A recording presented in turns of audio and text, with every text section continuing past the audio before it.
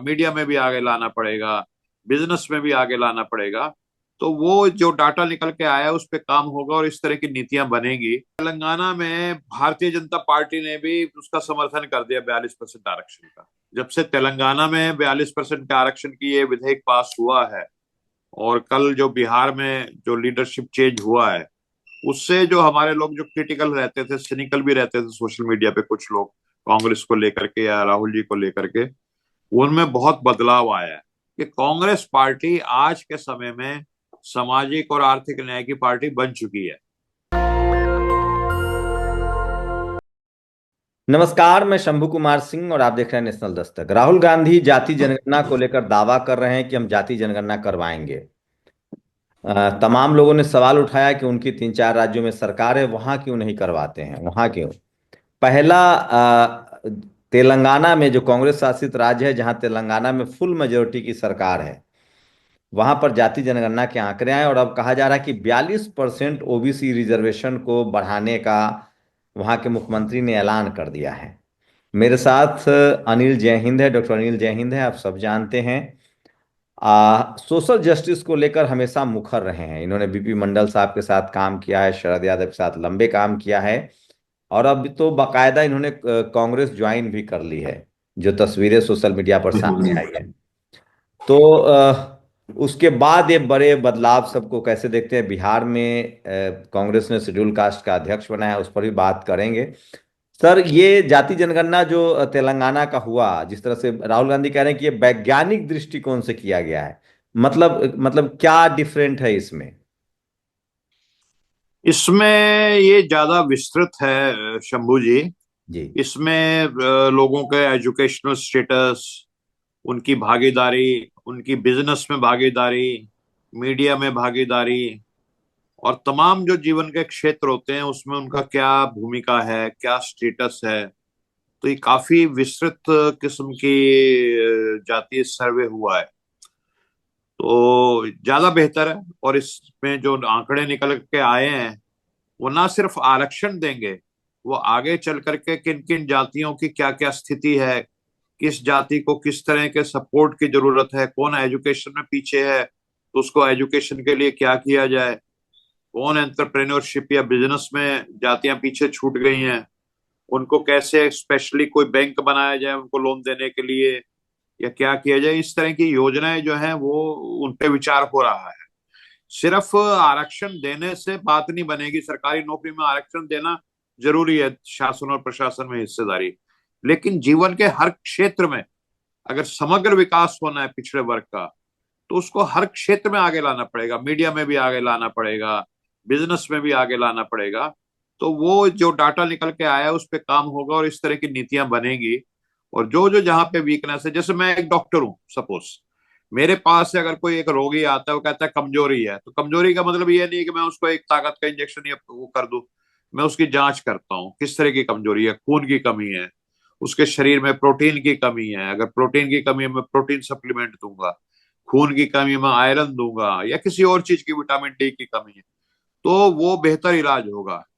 तो सिर्फ आरक्षण से, आरक्षण चल रहा है और बहुत जरूरी है शासन और प्रशासन में भागीदारी होना, लेकिन केवल आरक्षण से पूरे समाज का विकास नहीं होगा। नौकरियां कितनी सरकारी, अगर देश में देखा जाए तो अगर मोटे तौर पे 1.5 करोड़ सरकारी नौकरियां हैं। अगर पिछड़े वर्ग की बात करें, 27% आरक्षण अगर मिलता है तो 1.5 करोड़ में से 40 लाख नौकरियां मिली, 2 करोड़ लोगों का, 5 आदमी का परिवार मान के चले। और पिछड़ा वर्ग तो 75-80 करोड़ है।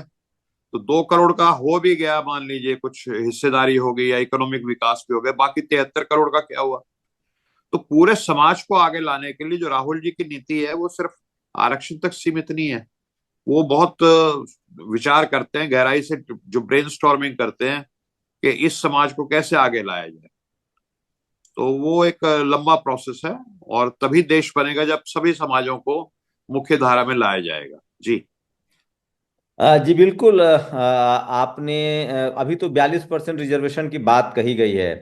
अभी बिहार में भी जाति जनगणना हुआ था, वहां भी रिजर्वेशन का दायरा बढ़ा था, लेकिन हाई कोर्ट और फिर सुप्रीम कोर्ट में कांग्रेस के पास एक बड़ी वकीलों की फहरिस्त है। तो क्या ये संभावना वहां भी देख रहे हैं कि जो मुख्यमंत्री कह रहे हैं तो मामला अटकाया जा सकता है? तो क्या इसको लेकर कांग्रेस तैयार है? अ, शंभू जी देखिए, ऐसा है कि कांग्रेस एक राष्ट्रीय पार्टी है, और अब राहुल जी इस समय एलओपी हैं, लीडर ऑफ अपोजिशन है पार्लियामेंट में। और कश्मीर से कन्याकुमारी तक, चाहे कितनी कमजोर हो जाए कांग्रेस, उसका कश्मीर से कन्याकुमारी तक हर स्टेट में, हर गांव में आज भी आपको कार्यकर्ता मिल जाएगा। तो जिस किस्म का दबाव कांग्रेस डाल रही है, और वो संवैधानिक बात कर रहे हैं, अब उसका क्या है, आपने देखा कि तेलंगाना में भारतीय जनता पार्टी ने भी उसका समर्थन कर दिया, 42% आरक्षण का। तो कोई पॉलिटिकल पार्टी खुल्लम खुल्ला इसका विरोध नहीं कर सकती। ये एक वास्तविक स्थिति है। ठीक है। अब क्या होता है जब इस तरह की चीजें होती है, मान लीजिए बिहार में भी एक किस्म की जातीय जनगणना हुई, ठीक है, ये ज्यादा साइंटिफिक हुई तेलंगाना वाली बिहार से। तो इस तरह से क्या है कि वो जो पार्टी, मान लीजिए बीजेपी भी है आज सत्ता में, उसके ऊपर भी एक दबाव पड़ रहा है, राजनीतिक दबाव भी पड़ रहा है, मानसिक दबाव भी पड़ रहा है। और धीरे धीरे सामाजिक न्याय के रास्ते पे सबको आना पड़ेगा। लेकिन जो लीड है वो राहुल गांधी ले रहे हैं। अपनी पार्टी में भी उन्होंने एक तरह से माहौल बनाया है, क्योंकि कांग्रेस पार्टी ऐसी पार्टी नहीं है जैसे बीजेपी या और पार्टी होती है, वन मैन पार्टी। जो मोदी जी ने कह दिया वो बीजेपी में हो गया, या बाकी पार्टियों में वन मैन पार्टी होती है जो कह दिया। यहाँ पे थोड़ा सा प्रोसेस होता है, वर्किंग कमेटी है, सबको सलाह लेकर के, सबको कॉन्फिडेंस में लेकर के नीतियां बनती हैं। तो राहुल जी उस पर लगातार काम कर रहे हैं। थोड़ा सा प्रोसेस स्लो होता है इस तरह की डेमोक्रेटिक पार्टी में, लेकिन वो हो रहा है। लेकिन जो कांग्रेस की नीतियों से जो दबाव पड़ेगा, अल्टीमेटली मैं समझता हूं कि जितनी भी देश की राजनीतिक पार्टियां, उनको संवैधानिक रास्ते पे आना पड़ेगा। और जो बात है वो संविधान लागू करने की बात है, कोई एक्स्ट्रा तो कोई कह नहीं रहा। जो बाबा साहब भीमराव अंबेडकर जी ने संविधान में लिख दिया, हम उसी को तो मांग रहे हैं, उससे ज्यादा थोड़ी मांग रहे हैं। और राहुल जी इसके लिए तत्पर हैं। और आप धीरे धीरे देख भी रहे हैं, जो इस तरह के अपॉइंटमेंट्स बिहार का आपने जैसे जिक्र किया, बिहार के जो अध्यक्ष बने हैं दलित समाज से आते हैं। तो लीडरशिप में राहुल जी अपने पार्टी में भी, इससे पहले जो उन्होंने 70 सेक्रेटरी पद दिए थे सचिव एआईसीसी में, उसमें आपने देखा था 2/3 से ज्यादा दलित, पिछड़े, आदिवासी थे। तो धीरे धीरे पार्टी में, नीतियों में, और जहां जहां उनकी सरकारें हैं, वो सब सामाजिक न्याय के उस पर चलनी शुरू हो रही हैं और चलती रहेंगी। जी। यही वजह है कि आप एक लंबे समय से, चूंकि आपने पूरा जीवन दिया है सोशल जस्टिस को, सामाजिक न्याय की लड़ाई को, आपने लंबे समय तक, यही वजह रही कि आप अंततः आप मजबूर हुए कि हमें अब पार्टी ज्वाइन कर लेनी चाहिए।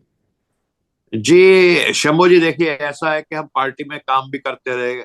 मैंने जनता दल में भी उसकी कैंपेन कमेटी और जो उच्च कमेटियां थी केंद्रीय, उसमें काम किया। सब शरद यादव, रामविलास पासवान, वीपी सिंह, ये तमाम नेता, उनके साथ मैंने काम कर रखा। नीतीश जी भी तो होते थे उस समय हम उन लोगों के साथ। तो अब क्या है कि रीजनल पार्टियों की एक बहुत सीमा होती है। उस समय हमें लगता था कि जो देश की बड़ी पार्टी है कांग्रेस, वो उस नीति पे नहीं चल रही जिस पे चलना चाहिए। और आज ये सौभाग्य है कि हमारे नेता जो राहुल गांधी हैं, वो जिस जोर शोर से किसी नेता को काम करना चाहिए सामाजिक न्याय का, उससे ज्यादा जोर शोर से काम कर रहे हैं। और इस चीज को लेकर के जो उनकी कमिटमेंट है, वो बियॉन्ड एनी डाउट है। कुछ लोग आज भी सोशल मीडिया पे उठाते रहते हैं, लेकिन मैंने देखा पिछले 2 दिन में, जब से तेलंगाना में 42% के आरक्षण की ये विधेयक पास हुआ है, और कल जो बिहार में जो लीडरशिप चेंज हुआ है, उससे जो हमारे लोग जो क्रिटिकल रहते थे, सिनिकल भी रहते थे सोशल मीडिया पे, कुछ लोग कांग्रेस को लेकर के या राहुल जी को लेकर के, उनमें बहुत बदलाव आया है। और मैं समझता हूँ कि धीरे धीरे जो सामाजिक न्याय की शक्तियां हैं, वो राहुल जी के पीछे खड़ी होंगी, उनको ताकत देंगी। और राहुल जी को हम ताकत देंगे, तो ये सामाजिक न्याय का जो लक्ष्य है, जो मंजिल है हमारी, उसमें पहुंचने में हमें बहुत ज्यादा ताकत मिलेगी और आसानी होगी, और जल्दी मंजिल पे पहुंचेंगे भी। जी। आप जब पार्टी ज्वाइन कर रहे थे तो एक फोटो जारी किया गया, राहुल गांधी थे और कांग्रेस अध्यक्ष खड़गे साहब थे। अमूमन जब लोग पार्टी ज्वाइन करते हैं तो कांग्रेस दफ्तर में उनकी ज्वाइनिंग होती है। तो इसे कैसे देखा जाए? क्या खड़गे जी और राहुल जी दोनों सहमत हैं सोशल जस्टिस को लेकर, अध्यक्ष और एलओपी, लीडर ऑफ अपोजिशन? जी सहमत नहीं है, मोर देन सहमत है, वो तो टीम है उनकी तो एक हम्म। तरह से। खड़गे जी और राहुल जी, क्या कहा जाए इनको, कि एक से बढ़कर एक है सोशल जस्टिस के मामले को लेकर के। हम्म। और मैं समझता हूँ सब लोग जानते हैं इस बात को, इसमें किसी को शक नहीं है। और जो आपने कहा कि वो तीनों लोग थे और मैं वहां था, तो ये आप देखिए ना, ये एक सम्मान की बात है। मेरे जैसे एक छोटे कार्यकर्ता को इतने तीनों बड़े नेता उस समय वहां पे मौजूद थे जब ज्वाइनिंग मेरी हुई, अच्छा, केसी ये बहुत वेणुगोपाल भी सम्मान। थे वो? अच्छा, वो दिखे नहीं हाँ फोन। हाँ। हाँ, जो आपने फोटो कल में। के, आज भी अगर एक सोशल मीडिया पे आप गौर करें, एक तस्वीर आई है हम्म। जिसमें राजेश कुमार जी हैं जो अध्यक्ष बने हैं, जी जी। उसमें भी आपने देखा कि तीनों के साथ है वो फोटो, हम्म। उनकी भी। हम्म। तो हमारे जैसे छोटे कार्यकर्ता जो सामाजिक न्याय के लिए काम करते हैं, उनको पार्टी के शीर्ष नेतृत्व इतना सम्मान देता है। तो वो सम्मान इसीलिए वो, क्योंकि हम जिस नीति पे काम कर रहे हैं, एक तरह से सामाजिक न्याय की नीतियों का सम्मान, ये हमारा व्यक्तिगत सम्मान नहीं है, मेरा मानना ये है। बहुत सारे कॉलमनिस्ट हैं जो बड़ी तीखी आलोचना कर रहे हैं, खासकर जो जनरल कैटेगरी के कॉलमनिस्ट हैं, मैंने देखा है। वो लगातार इस बात को लेकर कांग्रेस की आलोचना कर रहे हैं कि वो जाति जनगणना की बात कर रहे हैं। वो media, judiciary, college, university, bureaucracy, business में जो रिप्रेजेंटेशन की बात राहुल गांधी कर रहे हैं, मैं तो अपनी तारीफ के लिए कई बार कहता हूँ कि मुझे लगता है कि वो नेशनल दस्तक के लिए एंकरिंग कर रहे हैं, उसी जो हम लोग पिछले 10-12 सालों से, और आप लोग जो लंबे समय से लड़ रहे हैं इस लड़ाई के लिए। तो क्या इस पर, इसका क्या क्या वो एकदम डिटरमाइंड है, क्योंकि टीवी अखबार का बड़ा असर पड़ता है राजनीति पर? क्या वो तैयार है मुझे, कि बड़ी आप बिल्कुल आलोचना ठीक होगी, कह रहे हैं, लेकिन जब आदमी, एक खासकर आदमी भी श्रवण जब, मीडिया में? मुझे देखिए ऐसा है कि वो, मैं मानता हूं आपकी बात तक कुछ का असर पड़ता है, लेकिन एक बात होता है ना, जैसे एक आदमी भी अगर बिल्कुल दृढ़ फैसला कर ले, मैं तो आपको पिछले 7-8 साल से जान रहा हूं, और आप एक वन मैन आर्मी की तरह काम कर रहे हैं, आपने अपने अकेले दम पे जितना बड़ा एक, जिसको कहते हैं जन जागरण का काम किया सामाजिक न्याय को लेकर के, वो अभूतपूर्व है। तो ऐसे ही चंद लोग भी जब एक बार ठान लेते हैं, तो वो चीज बननी शुरू हो जाती है, होनी शुरू हो जाती है। और ये तो एक सच्चाई है, सच्चाई को ज्यादा दिन तक कोई रोक नहीं सकता। जो पावर शेयरिंग डेमोक्रेसी की बात है, जो हमारे संविधान की बात है, तो वो पूरी दुनिया में देर सवेर हुई है, लेकिन सबको, जो दबे कुचले लोग हैं, जब उन्होंने संघर्ष किया तो उनको उनको भागीदारी मिली है। भारत में भी ये बहुत जल्द होकर रहेगा। और जो सवर्ण, जो आप कहते हैं मनुवादी मानसिकता, सवर्ण में भी हर तरह के प्रोग्रेसिव लोग हैं, जो न्याय पसंद लोग हैं, लेकिन कुछ मनुवादी प्रवृत्ति के लोग हैं जो ये सोचते हैं हमने इस जाति में जन्म ले लिया तो हम ऊंचे हो गए, और दूसरी जाति के लोगों को क्यों नहीं, उस जाति में जन्म लिया इसलिए उनको नीच मानते हैं। तो इस तरह के लोग ही इसका विरोध कर रहे हैं कि राहुल जी क्यों ऐसी बात करते हैं कि मीडिया में भी भागीदारी होनी चाहिए। अभी मैं देख रहा था, एक ऐसे ही कोई बिहार का ही चैनल था, उसमें कह रहे राहुल जी तो बड़ी गलत बात करते हैं, मीडिया में भागीदारी की क्यों बात करते हैं राहुल जी, भाई क्यों ना बात करें। तो ये जो विशेषाधिकार प्राप्त लोग हैं और जो न्याय पसंद लोग नहीं है, वो इस तरह का विरोध हमेशा पूरी दुनिया में तो एक एक चलता रहा और है। जो जो पॉजिटिव साइन है कि कांग्रेस सबसे बुरे वक्त में थी जब आपने कांग्रेस के साथ काम करना शुरू किया। 42 सीटें थी 60 साल राज करने वाली पार्टी के पास। उसके बाद पिछले लोकसभा चुनाव में राहुल गांधी और अखिलेश यादव, इन लोगों ने संविधान को मुद्दा बनाया। उस कोर टीम में आप थे, मैं तो गवाह भी रहा हूं कि चुनाव से पहले आप लोगों ने तय किया कि हमें SC ST OBC, social justice, सामाजिक न्याय, बराबरी के मुद्दे पर आना है, संविधान को इशू बनाना है। आपने लगभग 1 दर्जन राज्यों में संविधान सुरक्षा सम्मेलन भी करवाया है, जिसके आप शिल्पकार हैं। उसके बाद आपकी पार्टी 100 का आंकड़ा पार कर रही है। आपने दलित अध्यक्ष दिया, उसके बाद पार्टी बेहतर कर रही है। तो क्या ये भी तो एक पॉजिटिव साइन है? इसको लेकर आप लोगों को लगता है कि ये ज्यादा फिर फैसले लेने में आसानी हो रही है, या पार्टी को लगता शंभू है जी, इस कि समय ना पर दो बढ़ना चाहिए? धाराएं हैं राजनीति में। हम्म। एक धारा जो है वो रिग्रेसिव है, वो पीछे की बात करती है, भी औरंगजेब की ये किया था, औरंगजेब ने वैसे किया था। हम्म। और एक धारा जो है वो इक्वलिटी की, समता की धारा है, हम्म। जो चाहते हैं कि समाज में सामाजिक न्याय हो हम्म। और सबको आगे बढ़ने का मौका मिले। जो सोशल मोबिलिटी है वो हमारे देश में बहुत कम है, जाति व्यवस्था के कारण। हम्म। सोशल मोबिलिटी यानी अगर मेरा जन्म जो है एक दलित समाज में मान लीजिए हो गया, तो मैं कितना ही टैलेंटेड हूं, मैं ओबीसी में मेरा जन्म हो गया, तो मेरा आगे बढ़ने का मौका बहुत कम मिलेगा। और अगर मैं सवर्ण हूं तो मैं, अगर नहीं भी हूं तो मेरे को कुछ विशेषाधिकार पर प्राप्त हो जाएंगे। तो इस देश के 85% लोगों को जो सोशल मोबिलिटी है, सामाजिक गतिशीलता, यानी जिस स्थान पे वो हैं उससे ऊपर उठने में उनको बहुत दिक्कत आती है, क्योंकि इस तरह की हमारी सामाजिक व्यवस्था है। उसको जब तक तोड़ा नहीं जाएगा और जो हमारा जो टैलेंट दबा कुचला रह जाता है वो उभर करके आगे नहीं आएगा, तो देश में जो शक्ति जो है वो बेकार जा रही है, क्योंकि हमारा टैलेंट जो आगे आना चाहिए वो नहीं हो पा रहा। मान लीजिए एक दलित की बेटी है, वो बिहार के किसी दूर दराज के गांव में पैदा होती है, बहुत टैलेंटेड है, अच्छी न्यूरो सर्जन वर्ल्ड लेवल की बन सकती है वो, लेकिन क्योंकि वो दलित के घर अभी में जैन पैदा साहब, हुई मैं है। वही बात कह रहा हूं कि कांग्रेस ने हाँ। जब सबसे बुरे वक्त में थी तो अब उसने सोशल जस्टिस के मुद्दा को उठाया, संविधान को अपनाया। आप जैसे लोग की एंट्री होती है, आप लोग इंटरनल काम करना शुरू करते हैं, तो कांग्रेस का ग्राफ बढ़ा है। आपकी सरकार अभी झारखंड में मिलीजुली सरकार बढ़ी, तो क्या इससे पार्टी को सहूलियत हो रही है फैसले लेने में कि नहीं हमें इस मुद्दे पर जाना है? क्योंकि अब दो बातें हैं शंभू जी इसमें, मैं आपको बताता हूँ। हाँ, जहां तक राहुल गांधी जी की बात है, वो तो सामाजिक न्याय के लिए इसलिए समर्थक हैं कि उनको लगता है इससे देश बनेगा। हम्म, लेकिन अब वो पार्टी में हर तरह के लोग हैं, उनको सबको साथ लेके चलना है। हम्म, अगर पार्टी के बाकी लोगों को लगेगा यार जातीय जनगणना से राजनीतिक नुकसान होता है, तो पार्टी में उनका समर्थन जितना मिलना चाहिए नहीं मिलेगा। अब पार्टी में भी जो बाकी लोग हैं उनको समझ में आने लगा कि इसका राजनीतिक लाभ भी मिलेगा। हम्म। तो राहुल जी की तो मानसिकता यह है कि इससे देश बनेगा, सामाजिक न्याय होगा, ओके। तो वो इस चीज को लेकर चल रहे हैं। लेकिन पार्टी में बहुत सारे जो नफा हो या पॉलिटिकल नुकसान हो, इस कैरियरिस्ट हैं, एजेंडे पर चलना है।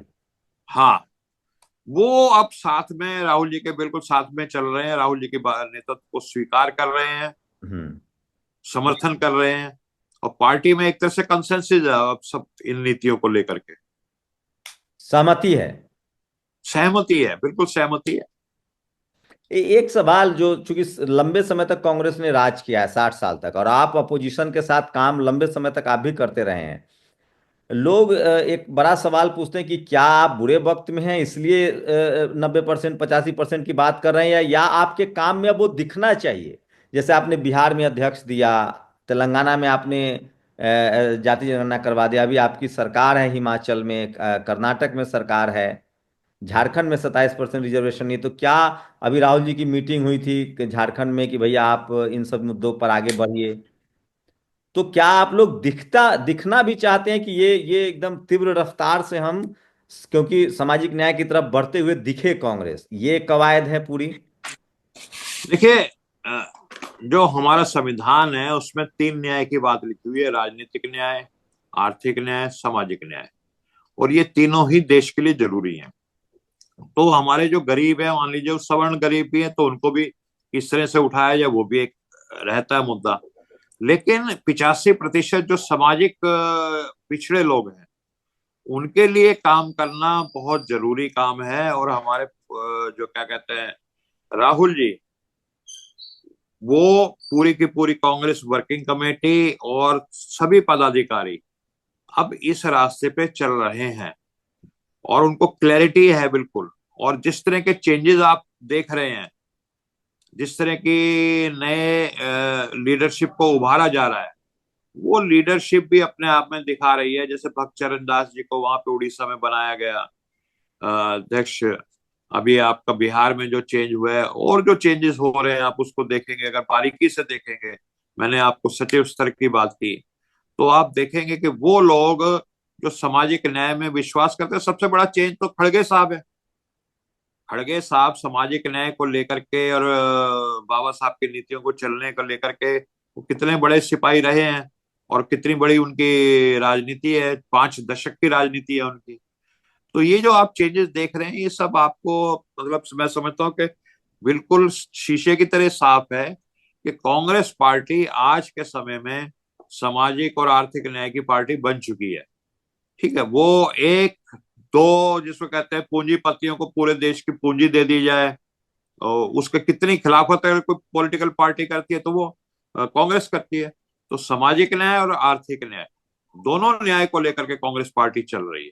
आप जो जिम्मा, अभी हम जो देख रहे हैं पब्लिक डोमेन में है कि आप जिस तरह से खासकर जो दलित, पिछड़े, अल्पसंख्यक, किसान, युवा लोगों को जोड़ रहे हैं, संविधान सम्मान सम्मेलन सम्मान संविधान सुरक्षा सम्मेलन या संविधान सम्मान सम्मेलन के जरिए, क्या आप जो कांग्रेस ने अभी जो कांग्रेस की जो बैठक हुई थी उसमें उनके जो एससी मोर्चा के अध्यक्ष हैं, उन्होंने मुझे बताया था कि वहां ही फैसला हुआ था कि हम पहले पार्टी में ही जाति जनगणना इंप्लीमेंट करेंगे, जो लोग हैं उनको भागीदारी देंगे, ये उनका रिजोल्यूशन था जो उन्होंने पार्टी की पिछली जो अधिवेशन हुआ था। अब अगला अधिवेशन उनका मत भोपाल यहाँ है, अहमदाबाद में। क्या आप संतुष्ट हैं जो संविधान सुरक्षा सम्मेलन को लेकर जो राहुल गांधी के प्रोमिसेस हैं कि हम भाई रिप्रेजेंटेशन पर ही बात कर रहे हैं, या फिर सत्ता में आएंगे उसके बाद इसका इम्प्लीमेंटेशन होगा, या पार्टी में टिकट के स्तर पर पदाधिकारी के स्तर पर भी इसको इम्प्लीमेंट करने की कोशिश की जा रही है? क्योंकि आपकी क्रेडिबिलिटी बहुत ज्यादा, लोग देख रहे हैं कि अनिल जय हिंद वहां से गए हैं तब से सारी चीजें तीव्र गति से हो रही है, तो आपको लेकर लोगों को जानने में रुचि है, लेकिन आप चूंकि पर्दे के पीछे रहना चाह रहे हैं, लेकिन अब तो आपने बताया नहीं ज्वाइन कर लिया है। शंभू जी, देखिए ऐसा है, इतने सालों तक तो मैं कभी किसी कांग्रेस के नेता से कभी मिला नहीं। हम्म। पिछले 4 दशक, पिछले 40 साल में, 30 एक साल में, जब से मंडल लागू हुआ, मैं किसी कांग्रेस के नेता से मिलने की कोशिश भी नहीं की, हेलो करने की। लेकिन जब से कांग्रेस और राहुल गांधी सामाजिक न्याय के रास्ते पे चल पड़े हैं, तो अब मेरा फर्ज होता है कि उनको ताकत देना। जी जी। तो जब मेरे दिमाग में क्लैरिटी हो गई कि मेरे को क्लियर कट हो गया कि राहुल जी सामाजिक न्याय के रास्ते पे चल रहे हैं और हम्म कांग्रेस चल रही है, और ये मैं समझता हूँ सामाजिक न्याय आंदोलन का एक सौभाग्य है कि एक राष्ट्रीय पार्टी सामाजिक न्याय की पार्टी बन रही। इससे पहले छोटे मोटे प्रयास प्रदेशों में होते रहे हैं, कई पार्टियां बनी बिखरी, लेकिन एक राष्ट्रीय पार्टी ने तय कर लिया है कि वो सामाजिक न्याय के रास्ते पे चलेगी और इस देश में सामाजिक न्याय को जमीन पे उतार के रहेगी। हम्म। जो संविधान है उसमें जो प्रावधान है उनको पूरी तरह से लागू करके रहेगी। तो ये अपने आप में एक बहुत बड़ी बात है, और ये समय है, और मैं समझता हूँ जो हिस्टोरिकल समय है, जब कांग्रेस इस झंडे को लेकर आगे चल रही है। और हम सबको जो सामाजिक न्याय में विश्वास करते हैं, जो बाबा साहब भीमराव अंबेडकर जी के संविधान में विश्वास करते हैं, हम सबको कांग्रेस को इस समय समर्थन देकर के उनको ताकत बढ़ाने, क्योंकि सामने जो शक्ति है वो हमें पुरातन पंथी, मतलब जो पुराने जमाने में ले जाती थी, जब मनुस्मृति होती थी, वो उस तरफ कहीं ना कहीं हमें ले जा करके ले जाना चाहती है। तो ये तो क्लियर कट लड़ाई है, एक तरफ इक्वलिटी की फोर्सेज हैं, एक तरफ इनइक्वलिटी वाली फोर्सेज हैं जो मनुवादी ताकतें हैं, तो एक तरफ समतावादी ताकतें हैं। तो उसमें आपने किस तरफ रहना है तो अब क्लियर कट है। जो व्यक्ति जो जिसके डीएनए में सामाजिक न्याय घुस गया, उसके लिए तो एक ही चॉइस है। जी आपकी आपकी क्या भूमिका रहेगी? लोग चूंकि आप देखिए, ऐसा जस्टिस है कि के मैंने बड़े अभी नाम पार्टी जो, हैं, लोग आप पर बहुत भरोसा करते हैं, शरद जी के साथ आपने लंबा वक्त काम किया है, तो आपकी एक विश्वसनीयता है, क्रेडिबिलिटी है। आपकी क्या भूमिका होने जा रही है, ये एक बड़ा सवाल। देखिए ऐसा है शंभू जी, मैंने राहुल जी को अगर एक बार अपना नेता मान लिया, तो मेरी भूमिका तो मेरा नेता तय करेगा मेरे को क्या भूमिका देनी है। हम्म जो फॉलोअर होता है हम्म वो समझ लीजिए एक तरकश का तीर है, हम्म और नेता जो है वो धनुर्धर है, तीर हम्म चलाने वाला। तो हम्म किस तीर से कौन सा निशाना नेता ने साधना है, हम्म ये तो नेता तय करेगा। हम्म लेकिन आज के समय में मैं राहुल जी का फॉलोअर हूँ, कांग्रेस का एक सिपाही हूँ। जो मेरे को भूमिका दी जाएगी मैं उसको स्वीकार करूंगा। लेकिन फिलहाल जो है, राहुल जी का और पार्टी का मेरे को बहुत बड़ा विश्वास मिल रहा है, और ये इतने बड़े कार्यक्रम जिसमें राहुल जी समय देते हैं, उसमें वो कार्यक्रम की जिम्मेवारी मुझे सौंपते हैं। आपने देखा पटना में हाल ही में जो कार्यक्रम हुआ था, कितना विशाल कार्यक्रम था। और हमारे कार्यक्रम में आपने ये भी देखा कि हम कभी भी बसों में भर करके भीड़ नहीं लाते, किसी को चवन्नी नहीं देते कि इस कार्यक्रम में आ जाए, अपनी आंखों से देखा आपने।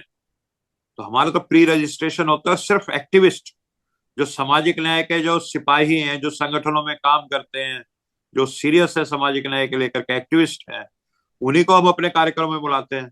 और बापू सभागार जैसा पटना में सभागार, मतलब वहां की पॉलिटिकल पार्टीज भी हैरान थी कि बिना कोई बस लगाए, बिना कोई आने जाने का साधन दिए वो हॉल, आप उसके प्रत्यक्षदर्शी हैं। उससे दो बातें साबित होती हैं। एक बात तो ये है कि राहुल जी के प्रति लोगों में विश्वास है, जागृति है।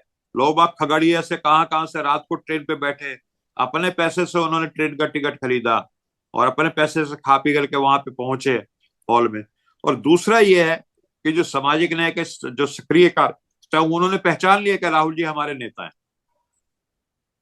सर तो वो ये अगला चुनाव बिहार में है। अभी शेड्यूल कास्ट कम्युनिटी से आने वाले विधायक को अध्यक्ष बनाया गया है। आप पर दबाव बहुत होगा, क्योंकि आप जिस तरह से देश भर के तमाम खासकर शोषित वंचित समाज के जो उन लोगों को पार्टी से जोड़ने में आप कामयाब हो रहे हैं, जो सड़कों पर संघर्ष कर रहे हैं, जिनका समाज में जनाधार है, जिनका जिनका जीवन संघर्ष है, जिस तरह की राजनीति से कभी लालू यादव, जननायक कर्पूरी ठाकुर, शरद यादव, ये लोग निकले थे, सड़कों से निकले थे। कोई फैमिली बैकग्राउंड नहीं था, कोई पारिवारिक बैकग्राउंड नहीं था, कोई राजनीतिक बैकग्राउंड नहीं था, सड़कों से संघर्ष करके आए थे। आप जिस इस तरह के जो डाइवर्स फैसले ले रहे हैं, बीजेपी ने भी कुछ इस तरह के लोगों को संसद भवन में पहुंचाया है। प्रधानमंत्री कह रहे हैं कि हम 1 लाख ऐसे युवाओं को राजनीति में लाएंगे जिनका कोई बैकग्राउंड ही नहीं है, सोशल बैकग्राउंड नहीं है, पॉलिटिकल बैकग्राउंड नहीं है। आप उसको अमली जामा पहना रहे हैं। आप ऐसे ऐसे लोगों को राहुल गांधी से मिलवा रहे हैं, उस कार्यक्रम में मौका दे रहे हैं स्टेज पर, जिनका एक सोशल जस्टिस की लड़ाई में लंबा योगदान रहा है, जो 10 साल 15 साल से जेल जा रहे हैं, सड़कों पर संघर्ष कर रहे हैं। तो ये एक बड़ा चैलेंज है बिहार के लिहाज से भी। और अगला कार्यक्रम कहाँ होगा, और इस चैलेंज में कोई दबाव है, और आगे की क्या रणनीति है? बस आखिरी सवाल अगर।